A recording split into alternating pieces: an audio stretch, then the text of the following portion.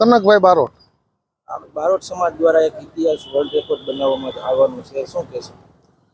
હવે ભાઈ આપણે 22/1/2024 રોજ આપણે યશસ્વી વડાપ્રધાન શ્રી નરેન્દ્રભાઈ મોદી દ્વારા જે રામલલાની મૂર્તિનો પ્રાણ પ્રતિષ્ઠા મહોત્સવ થઈ રહ્યો છે તે પ્રસંગને અમર બનાવવા માટે અમે બારોટ સમાજ એક સાથે અમારા બારોટની વયુમાં એ ચોપડામાં કમસે કમ 200 બારોટની વયુમાં એક સાથે બેસી અને એ પ્રસંગને અમે લખશું એટલે ભાઈ અને 18 આલમની વયુમાં લખશું.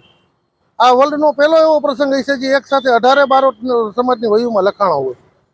નકર આયરનો પ્રસંગ હોય તો આયરના બારોટ લખતા હોય, દરબારનો પ્રસંગ હોય દરબારના બારોટ લખતા હોય, પટેલનો પ્રસંગ હોય તો પટેલના બારોટ લખતા હોય. જે તે જ્ઞાતિના બારોટ હોય, જે તે જ્ઞાતિનો ઐતિહાસિક પ્રસંગ હોય એ એના ચોપડામાં વહીમાં લખતા હોય. પણ આ એક રામલલાનો એવો પ્રસંગ છે કે જેને 18 આલમના બારોટો એક સાથે બેસી અને 200 વયું, તમારે બારોટની એક વય જોવી હોય ને તો અત્યારે દુર્લભ છે. એની જગ્યાએ આ સાથે એક સાથે 200 વયુમાં લખવું એટલે ખરેખર એક વર્લ્ડ રેકોર્ડ થશે. આજ સુધીના ઇતિહાસમાં કોઈ દિવસ એક સાથે 200 વયું ક્યાંય ભેગી થઈ નથી. આમાં આપણે 1528માં જ્યારે બાબરે આપણે રામ મંદિર પાડી અને બાબરી મસ્જિદ બનાવી ત્યારથી લઈ સુપ્રીમ કોર્ટમાં કેસ ચાલ્યો.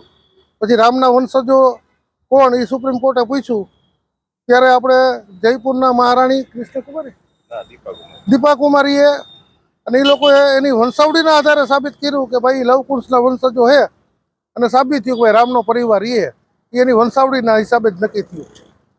એટલે એ બધા પ્રસંગો અમે એમાં ટાંકશું અને મંદિરમાં કઈ રીતે મંદિરનું નિર્માણ થયું છે, એમાં કેટલા સ્તંભ છે, એના બાંધકામમાં કેવું છે, પછી કોને મોદી સાહેબના હાથે પ્રાણ પ્રતિષ્ઠા મહોત્સવ છે, બીજા મહાનુભાવોના હાથે શું શું થયું એ બધા પ્રસંગ અમે અમારા વહીમાં લખશું.